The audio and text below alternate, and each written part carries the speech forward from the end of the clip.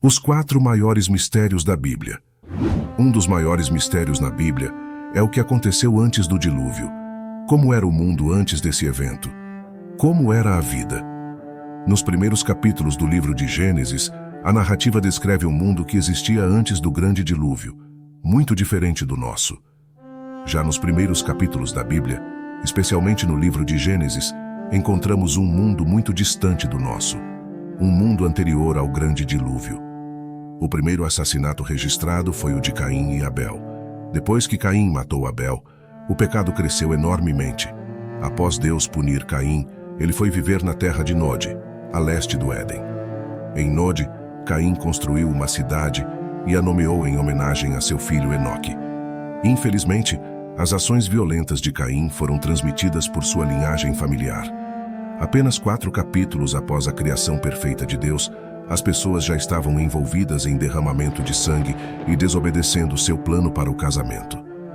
Em contraste com a linhagem de Caim, Deus estabeleceu uma nova árvore genealógica, dando a Eva um filho chamado Sete em lugar de Abel. Assim como seu irmão falecido, Sete exemplificou a mesma forma de adoração, e as pessoas começaram a invocar o nome do Senhor em conexão com ele. Com o passar do tempo, a população aumentou constantemente.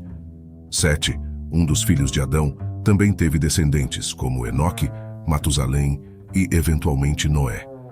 Essa linha de pessoas era notável, pois carregava a semente da primeira união da humanidade com anjos caídos.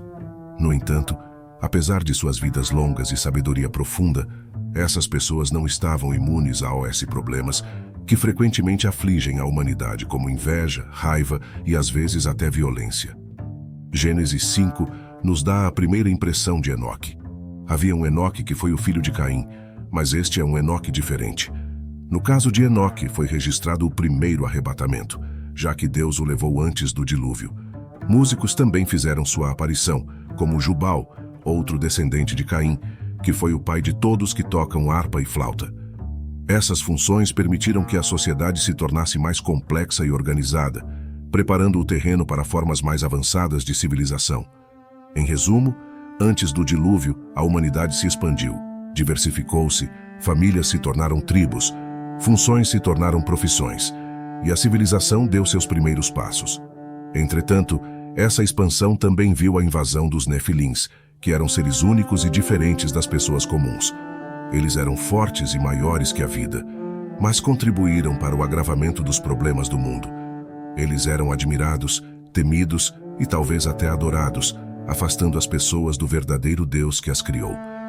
Nesse contexto, Deus viu a maldade da humanidade, a decadência espiritual e moral.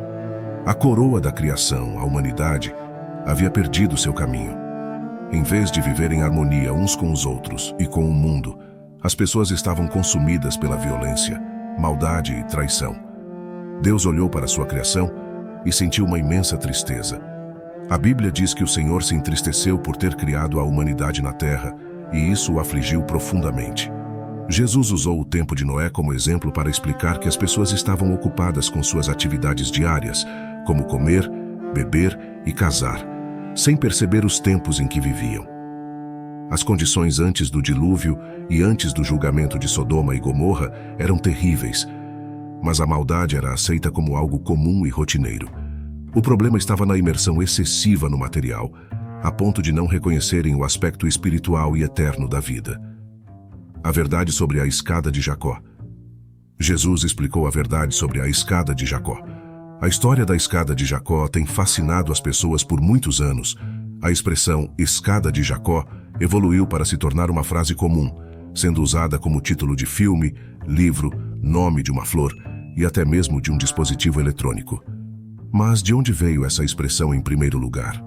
No livro de Gênesis, a frase escada de Jacó é mencionada. Jacó, o futuro pai da nação de Israel, estava fugindo de seu irmão gêmeo Esaú. Jacó decidiu acampar sob as estrelas sozinho e fugindo, com nada além de uma pedra como almofada. Neste ponto da vida de Jacó, seu coração provavelmente estava cheio de arrependimento pelo passado, solidão no presente e incerteza em relação ao futuro. Mas então a história dá uma reviravolta monumental. Gênesis capítulo 28, versículo 11 e 12, relatam que Jacó teve um sonho, E aconteceu que, estando ele a dormir num certo lugar, sonhou, e eis que uma escada estava posta na terra, cujo topo tocava nos céus, e eis que os anjos de Deus subiam e desciam por ela. Este foi o primeiro encontro sobrenatural de Jacó com Deus, e se assemelha ao encontro de Abraão em Gênesis 15. Também é importante notar que Jacó tinha quase a mesma idade que Abraão tinha, quando Deus lhe disse para deixar sua casa e viajar para uma nova terra. Quando Jacó acordou de seu sono, ele sabia exatamente o que havia acontecido. Ele concluiu: certamente o Senhor está neste lugar, e eu não o sabia. Em seu encontro com Natanael, o Senhor Jesus fez uma aparente referência a esse incidente em João capítulo 1, versículo 49 ao 51. Natanael respondeu: Rabi, tu és o Filho de Deus, tu és o Rei de Israel. Jesus respondeu: porque te disse, vi-te debaixo da figueira, crês? Coisas maiores do que estas verás. E disse-lhe: na verdade vos digo que daqui em diante vereis o céu aberto e os anjos de Deus subindo e descendo sobre o Filho do Homem. A escada de Jacó ilustra a relação entre Deus e o homem, mostrando que o Deus que criou o universo deseja uma relação próxima com sua criação, especialmente a humanidade, e que ele é quem inicia essa conexão, discussão e amizade. Assim como a escada de Jacó ilustrou a conexão entre Deus e o homem, Jesus Cristo é o mediador espiritual que preenche a lacuna criada pelo pecado entre Deus e o homem. Jesus Cristo iniciaria uma nova aliança espiritual disponível a todos, trocando nossos pecados por sua justiça, permitindo-nos conhecer Deus e desfrutar do relacionamento íntimo que ele pretendia desde o início. Jesus era verdadeiramente o Filho de Deus, como até mesmo o soldado romano na cruz declarou. Como cristãos, vemos o sonho de Jacó como altamente simbólico, representando o mediador Jesus Cristo, que veio à Terra e tornou-se aquela escada ou passagem para que pudéssemos reconectar o relacionamento com Deus, que foi rompido por causa do pecado. O que são os três céus? Quando a palavra céu é usada na Bíblia sem uma conotação simbólica, ela se refere mais comumente a um dos três reinos. Como resultado, descobrimos que a Bíblia fala sobre mais de um céu. O primeiro céu, o céu atmosférico, inclui a atmosfera que respiramos e o espaço imediatamente ao redor da Terra. O segundo céu, o céu celestial, refere-se ao espaço sideral, ou ao que é comumente conhecido como o céu estrelado, que engloba o Sol, a Lua e as estrelas. O terceiro céu é o céu como a morada de Deus. Segundo as Escrituras, há um local específico conhecido como o céu, onde se diz que Deus reside. O céu é chamado de presença de Deus. O texto questiona se você acredita que existe um local como esse, e se é um lugar cheio de luz etérea e cânticos, onde corais adoram a Deus em um cenário deslumbrantemente belo e intrinsecamente projetado. Paulo nos dá um vislumbre desse lugar ao compartilhar suas visões e revelações do Senhor. Paulo menciona um homem em Cristo que 14 anos atrás foi arrebatado ao terceiro céu, que ele identifica como o paraíso. A palavra paraíso se origina da palavra persa para um jardim luxuoso e cercado, frequentemente encontrado nos terrenos de residências reais no mundo antigo. No entanto, Paulo não explica o que viu, apenas dá uma descrição vaga do que ouviu. O motivo pelo qual Paulo teve essa visão era duplo. Primeiro, foi para benefício das pessoas, para que pudessem aprender com os ensinamentos do Senhor revelados a Paulo. Em segundo lugar, essa visão deu a Paulo a força para suportar todas as dificuldades em seu ministério e capacitou-o a transmitir a mensagem de Deus às gerações futuras. Esta visão ajudou significativamente Paulo a cumprir sua missão. Textos como esse nos dão a ideia muitas vezes associada ao céu de pureza ou santidade. As palavras faladas nesse lugar são tão sagradas que não podem ser repetidas fora dele. O paraíso é o destino final de todos os pecadores que realmente se arrependeram e perseveraram na vida de fé. Ezequiel documenta uma cena semelhante ao trono, na qual observa um vento tempestuoso vindo do norte e 4 seres viventes com 4 faces, um leão, um boi, uma águia e um homem, com 4 asas, pés retos e mãos sob suas asas. Essas criaturas simbolizam os atributos de Deus na criação, como sua majestade, poder, rapidez e sabedoria. Se compararmos o que João viu no livro de Apocalipse com o que Ezequiel viu, podemos observar que Ezequiel fornece uma descrição mais detalhada das 4 criaturas viventes. 4 seres notáveis se destacam dentro deste turbilhão da presença de Deus.